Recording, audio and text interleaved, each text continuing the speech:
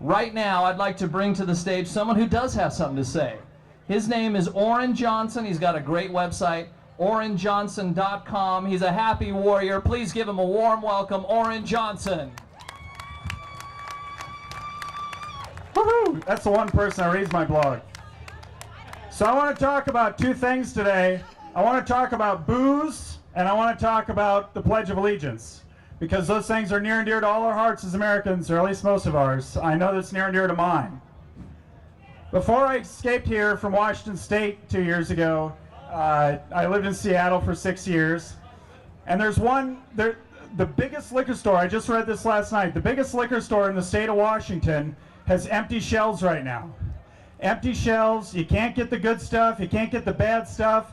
The bars all rely on the same distributor. It's the same distributor. They can't get the good stuff, they can't get the bad stuff. And I say that's a tragedy.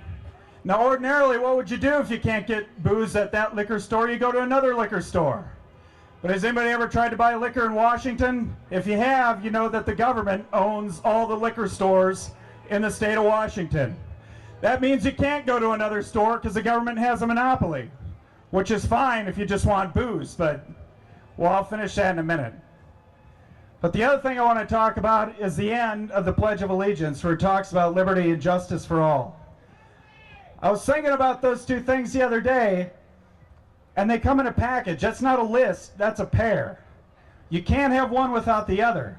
Now, something else I learned when I was in Seattle is that liberals, and believe me, there's plenty of them there, they love to talk about justice. They love to talk about social justice, man. And what does that mean? That means they take your money and they give it to some other guy's money.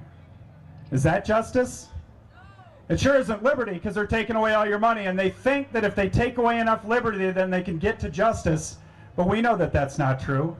Without liberty, there is no justice. Without the liberty to have your property, there is no justice.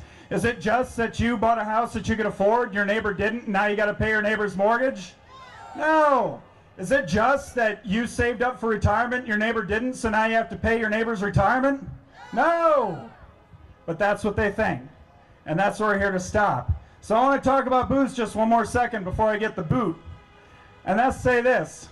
Not big deal, so I can't get my pear-flavored Absolute vodka, which is one of the big things I read about in this article, that some of the big bars can't get. One liquor store, that's all everybody gets. They have this huge new distribution center. It's not that they don't have the booze, it's that they can't get it out to people. Now that's fine, we don't absolutely need alcohol. Some people do, maybe not me. But what happens when the government has a monopoly on your health care? What happens when the government has a monopoly on your housing? What happens when the government has a monopoly on your paychecks? You're not going to see any of that either.